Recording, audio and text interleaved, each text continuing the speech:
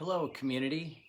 I'm saying hello to you, not specific where you're at, because I'm going to post this across all of the places that videos of mine appear, because this applies to all of what is going on with me and with Wind and Raven and where it's going.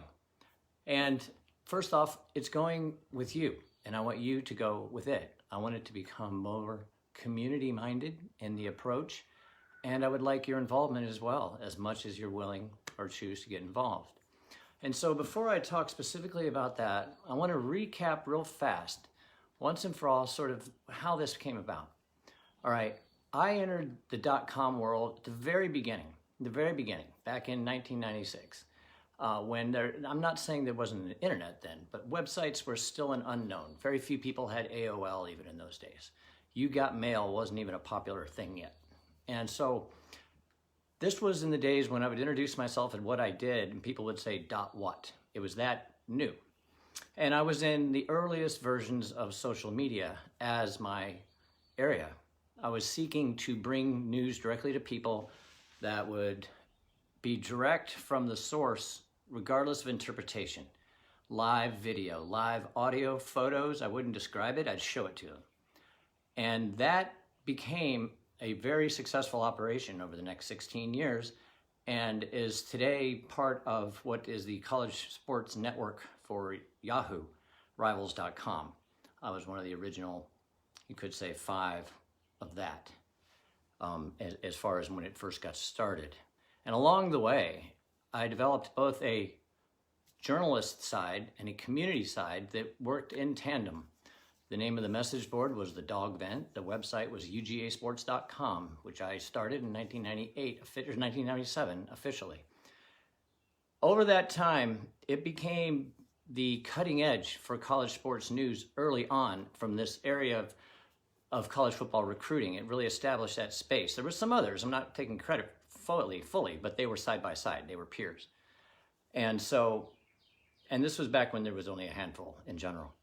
But it turned into a major market, which it is today. And that's why they eventually purchased that network, Yahoo did. And I became associated with Yahoo Sports after 2007, up until 2014, where that site still is today as one of the largest, has a community probably of a few 100,000. I know when I left, we had 12,500 active subscribers, and that's monthly subscribers, and also a message board, about 250,000 registered users at the time. So, but along the way, I was there from the very first subscriber all the way to 12,500. Every one of them, as they got their screen name on the message board. They got to know me over the years. They never really saw me much because I did not look like a sports fan. I'd come from Oregon, and I was doing it because I was really trying to go into a space that nobody was at and create something. And we see where parts of all that led today, as far as, a direct manifestation of the very ideas that we were working on very, very early, particularly when it comes to social media. So that's who I was up until 2011, when one day, out of the blue, I knew I had a little health concern, but I didn't know this was going to happen. I succumbed to toxins build up in my head. I passed out, fell downstairs, woke up next day in the hospital, and they told me I had 6 months to live. My liver had failed. And so what that did is it changed everything from that point forward. I immediately told them that I don't buy their myth of death because so the whole world did not make sense to me in any way whatsoever at that point. So I threw it all out, and I was able, because of my financial situation, to spend the next 7 years of sickness that ultimately ended up in cancer and transplant, going into a sort of cognitive space of dealing with this sickness. And in that rose the shamanism that I do today and things along those lines. But along the way, I began working in recovery. And so you know the story. I've talked about this before. I eventually became a drug and alcohol counselor. Then we had, January of 2019, transplant, came back, fully cognitive again. First time in years, perhaps even a few years before 2011, because that's when the liver started to fail, when the toxins were starting to build up. I lost probably about 10% of my cognitive ability for a while there, maybe more. Where you would see the moon, I would see a marshmallow. I would see it the moon, I would call it a marshmallow, and I could not say it differently. If I did, I'd call it the microwave. It was weird for a number of years early on. But in that space, it was enough of a cognitive tilt that it allowed me to sort of let go of everything and embrace this new. And so that's how the beginnings of what Wind and Raven really began during that time. And so here I am now, and then Corona comes. Just at the point when I had moved myself to an online counselor, Corona comes. You'd think everybody's going to come online, they're going to be, online counseling. But it's not like that, because I don't do that kind of counseling, and I really didn't. That's why I left. I have a much more, what I believe to be an expansive view than what's limited to just what takes place in clinical psychology when it comes to drugs and alcohol. And so I left. And so then Corona has, and I think now I'm on day 58 or 59 of shelter in place. Granted, I have left the house twice. I've had people come by a few times to drop off stuff, but I already do this. And this was my plan originally. You've heard me talk a lot, if you're on my personal page, about moving to Iceland. And so this brings me to where we're at today. Wind and Raven going forward is going to become a community-based thing. I talk a lot about the fact that I'm doing scientific research in my approach, which I'm considering it to be emergent foundational consciousness. I've talked about this. It's a panpsychic view of the universe in which consciousness is inherent along with the other physical elements of the basis of the universe. It's a space that is being talked about in analytical science right now, in data science, and they're exploring it, and I think that's wonderful. But I have this esoteric side. You've heard me say all this, so I stand in the middle of the two. But the thing is, I am actively researching these things, and I am actually trying to do it with a scientific method of sorts. And so I'm going to continue to do that. And so my personal counseling one-on-one will be there, but that's not going to be something you're going to see me talking a lot or promoting in any way, really. It's there. Everybody knows it's there. You can get in touch with me. But what that is even is different for every person, because it's all within this whole consciousness thing. So it's just not specific to drugs and alcohol, because that's the cause, that's the effect of the cause. And so I talk about that in other videos. You can see that. But the point being here that it's more of a, you've seen these lives that I've been doing. I've done, 2 already. I've done one on the Celts. I did one with sexuality. I'm doing one today, later, on the Norse. Next week I have shadow work. I've got somebody for psychotherapy with a social worker with a lot of experience there. And then I've also got somebody online that I'm speaking to about the nature of reality at the causal agent level of foundational looks. I mean, these are spaces that we don't hear a lot about, but they're valid and they're real and they're in the world right now. And people are actively researching them. And so I'm sort of piggybacking on all this collective total of it and trying to figure out what David Chalmers refers to as the hard question of consciousness, as to why it's important in the human experience in the first place. And in doing so, I naturally look at human behavior. So it works well with that other stuff. But I'm inviting you to be a part of that. My plan now is, as soon as this Corona era is over, I'm literally getting on an airplane and going to Iceland. And I will be there for probably about 10 days because I've talked about it for so many years. I told myself when I was sick I was going. And this whole time has really brought that home to me, that it is time to go. So I'm doing that. I'm just going to go. And while I'm there, I'm going to look into the possibility of perhaps working with somebody there. I don't know. But if I can do this, I'll have to get a work visa and stay there for probably a year. When I come back, I'll have to go back. I'll sublet this place and I'll go. But that's not just going to be me moving to Iceland. I want to continue to explore consciousness from a scientific point of view, and then explore the various consciousness in the human experience as far as our own history and our own archaeological stuff. I want to, when I talk about the Icelandic sagas, I want to be able to show you on the phone while I'm there. This is the actual Icelandic sagas underneath that glass right there. Or if I'm at the place where the all thing started with the Scandinavians in their earliest form of the parliament that today exists in Iceland, go to those places, stand on those rocks, be there. If we're talking about something is somewhere else, literally in the world, to go. I have a transplant. I'm a cancer survivor. I made it somehow through 3 what was called terminal illnesses. And yeah, I tell myself that I did all this in my world of shamanism and all this stuff. And I do give full credit to all the medical people that were there. My doctors are wonderful. And see, that's something in and of itself. I'm a veteran. The VA covered this. I will forever be a veteran, and I'll forever have a liver transplant, and they will forever be taking care of that. So virtually anything that happens to me becomes a liver transplant issue. And that is not only present throughout all 50 states, but anywhere in the world that considers itself an ally of the United States, the VA will take care of that there. Worst case scenario, I go to U.S. Embassy, they figure something out. I mean, we don't think about the military in that way, but for me personally, a choice I made when I was 18 years old to go play around the Army infantry for a few years, jump out of airplanes, that really panned out. It was a learning experience. Luckily, I didn't have any true scars, you could say, however you want to look at that, from the experience. And I appreciate those that do that. I appreciate people that do whatever they do. And that's the nature of what I'm talking about here with these interviews. I want to really talk to the scientist that's doing this. The one that maybe is like these Chalmerses and these Donald Hoffmans and these people. I also would like to reach out to some sermonic teachers that I've had over the years, people that have been doing this for decades. I want to also talk to people that are into meditation or other kinds of spirituality that I'm not so familiar with, like with the Hindus or a Native American, or any number of subsets of ones that we do know about. Not so much into organized religion itself, maybe a specific one on that, but I don't really want to limit us to anything that has containers of law, an extent that can't be crossed, because that's not what I search for.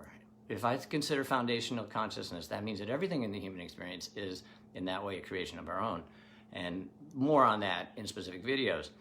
So, how does this work? Going forward, I've watched over the years, in the way that I sort of accidentally became a sports media person of a personality of sorts, and then also recognizes this, very factually based, objective reporting that we did. But neither of those did I try to do like that, which is the same with how I became a counselor. I just became a counselor because I was working with people and I suddenly took enough side training and boom, I found out I was ahead of everything and I took it and I did it. So that's how that happened. So now I'm at a choice point where I can actively choose, and I am choosing this to be the path. And to do that, I'm going to need a way to do that. And on Patreon, I've seen other people do this. People can join communities. And so I've set up a Patreon.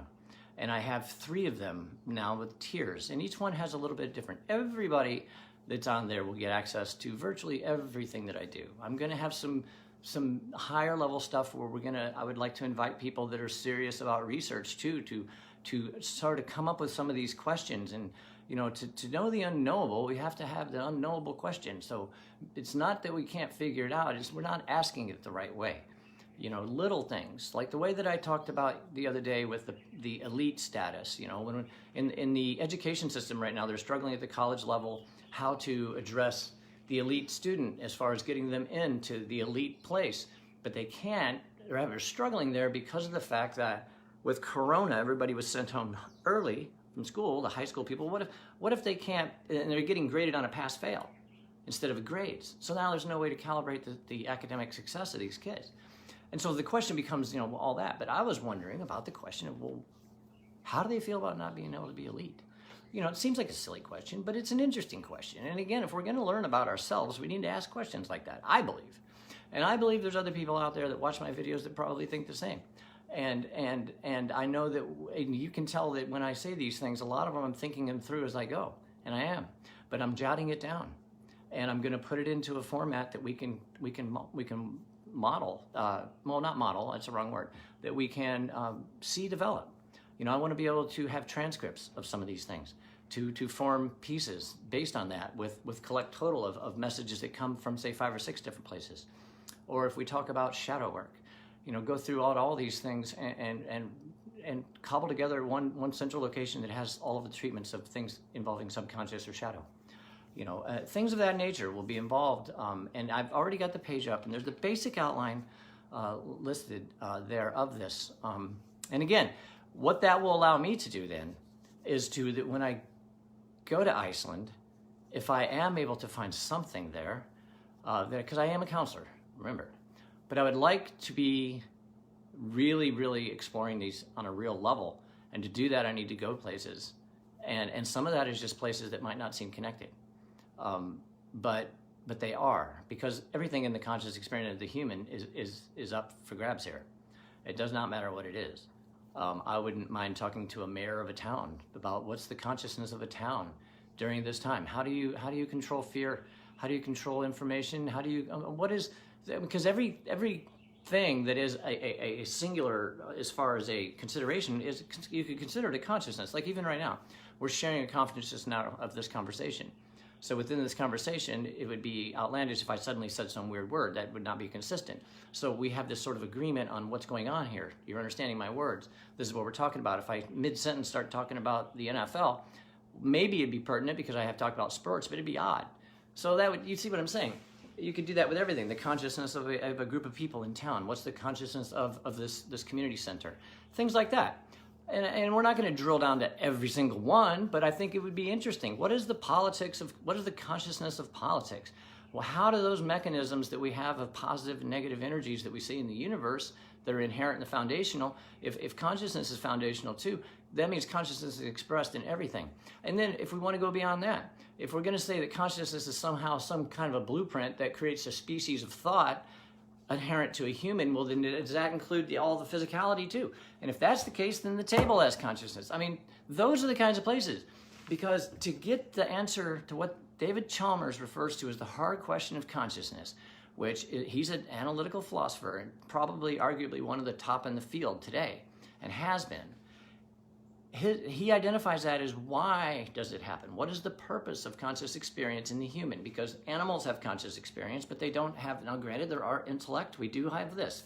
Science gives us all these explanations, but nobody can answer why. Nobody can say why is it important? Why do we have it? There's no answer for that. The esoteric, as I say, gives us plenty of examples of that. There's all kinds of mystical explanations for that. When you get into religion, you get into hard fact dates of time and creation. That's a little different. It's hard to go beyond that. But in most spirituality, there's a oneness. So it's really easy to get to this sort of abstract point of foundational of, so you could put, in this instance, the matter, the time and space and magnetism that are foundational in physics of the universe, put consciousness right there too. It all unfolds with it. It unfolds or emerges from.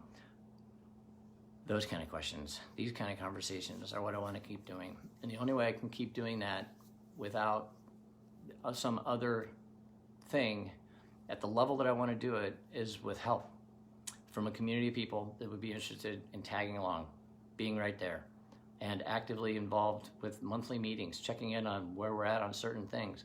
What new approach could be taken in this area? And if so, is somebody taking it? Let's find that person. Let's build this thing on the shoulders of those who are actively doing it. And then we ourselves, Wind and Raven, becomes a contributor. I was a contributor to the .com experience in a number of ways. There's a book sitting right over there that has a chapter on some of what I just talked about. There's been a couple of dissertations written about the rise of my website. And I know it was a good thing, and I'm not being ego about that. I mean, look, it's there. It's still there. It's still dominant in the field, and not dominant of aggression, but dominant in just standing there, because it fundamentally has not changed, and the site staff is still the same people I brought on, with the exception of a couple of newer ones. But at the top, they were my old number ones and number twos, and I don't see they're not counted like that. But if you look at the structure of editor down to writer, stuff like that. So that's where I'm at. I've got this thing here in a few hours at 3 o'clock with Nina from Iceland. She made that rattle over there for me. I'm going to have it today. She made it all out of Icelandic things, and we're going to be talking about shamanism in Iceland and the tradition up there as it is today, and talk a little bit about some of the stories from the Nordic, what you might say is mythology. So we're going to talk about that today. And then next week we have more. You can check the events page. All this stuff has been on my Steve Patterson page, my personal Facebook page up until now. And so the events page on there. But slowly for Facebook, it's going to start moving to these kinds of things over here. They're still free, but I'm going to separate it from my personal stuff. You maybe don't necessarily need to see all my pictures I take. Maybe you do. You can be my friend either way. And plus, it's all open to everybody to see anyway. But over here, it's going to be this. And then on Patreon, it's going to be even more.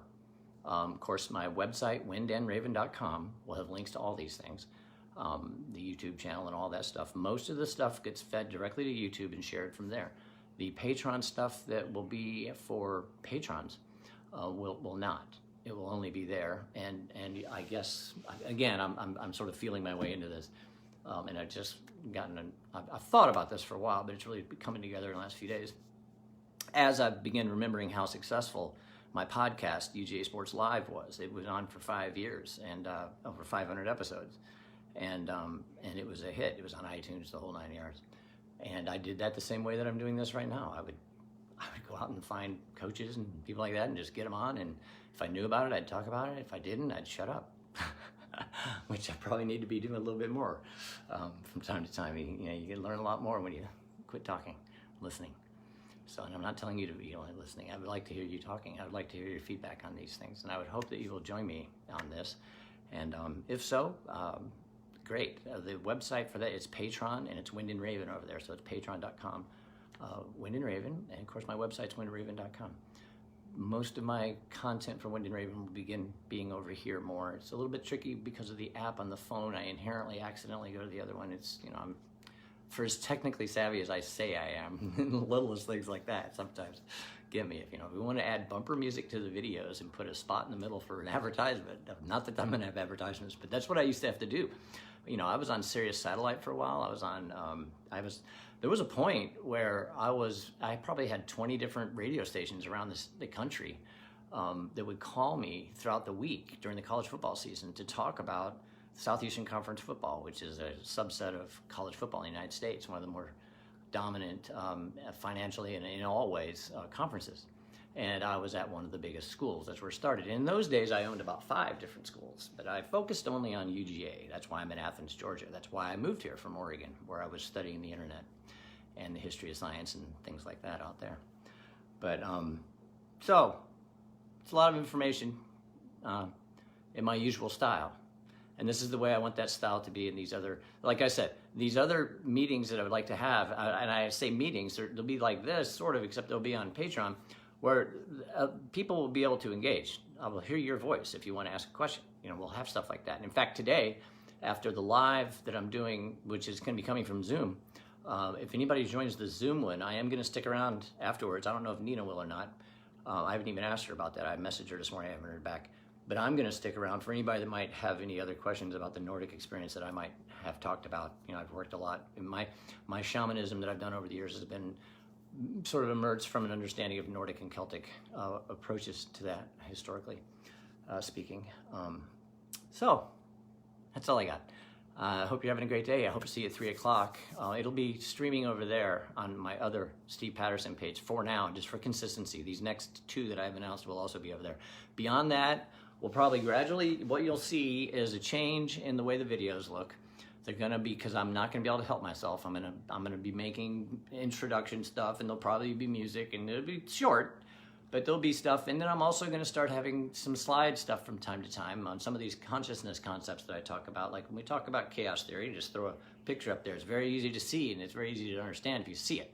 Like with myself, I've said I'm not a mathematician, but I understand what they're talking about when they talk about chaos theory, absolutely. And I couldn't write it out in their mathematical symbols, but I could definitely draw it. I could draw a picture of it to show you. And so that's something I'm working on as well. I'm trying to work on illustrating some of these concepts, in particular the concept of foundational consciousness. So things like that also will be available to the Patreon community for download, and to go along with all this stuff that I've talked about in here. And you can see I'm thinking it through as I go. But looking at my past and seeing how I took a nothingness of the .com space and was the only person doing it in my space, and so effective, where all people around me were there were peers. I'm not saying I was the best, but I was the only for a long time. And as others came on, they would adopt those things. There's a lot of internet firsts, you could say, and that's what that book has over there in it about. Which thankful for Rob Suggs for writing that. He's a New York Times bestseller. Not that book though, I don't think anyway. So that's all I got. Have a great day, and if you have any questions, feel free to leave it here. If you go to my website, I have a contact form, and I also have an email address, and I'll get back with you. If you want to work in any way with any kind of counseling that I do on anything, whatever going on, there's prices listed over there, and that program sort of is still there, but it's in its way. It's going to be changed. And plus there's this whole Corona offer that I had where people could, do it at a greatly reduced rate, and that's fine. And that's something that now, as we open back up, what does that mean? Do I all of a sudden, when does Corona leave Wind and Raven? It doesn't. So it's not this whole idea of a new normal. This is just life now. And I said on Facebook yesterday that the coronavirus is kind of like the shark in the ocean. And what I mean by that is that, yeah, it's in there. It's going to be there now. It's going to be there. It's all depending on when you want it, what time of day, when you want to get in the water, what you want to wear. All those things are the same. And I'm not belittling it. I'm not saying go jump in the ocean in the night with, raw hamburgers all over your body. That's not what I'm saying. But it is in the world. just like the shark. So maybe stay at home is on the beach, I don't know, but that's up to you. Treat it like you would anything with your safety. You have to be educated about it. It's been difficult to be educated about it through this process because so many people are saying so many other things, but it's evolved so quickly, and how could really be ever totally ready? You know, when people try to project into the future what they think might happen, whatever, you know, you're just making it up. We all see how that goes. If you would have told somebody in January we're going to shut down the United States, they would think you were crazy, right? But again, we don't have to plan for all those things like that. You know, sure, we can look back and say what we could have done different, but we can't also beat ourselves up or beat each other up, which we so love to do in America. You know, as soon as I can find the reason that it went bad, I need to find who to blame it on and then jump on that high horse, you know. And I'm not going to say we all do it because I try not to. I don't. But of course, we all have our opinions. But for some, they're very loud about it. And that sort of dominates the American mindset. And I'm not trying to be throwing my own country under the bus, but I think you understand what I'm saying. We're pretty toxic with each other's opinions in this country. You know, maybe they should have all sheltered in place in Congress. It would have been like a cage match. Anyway, that's all I got. Have a great day. Thanks.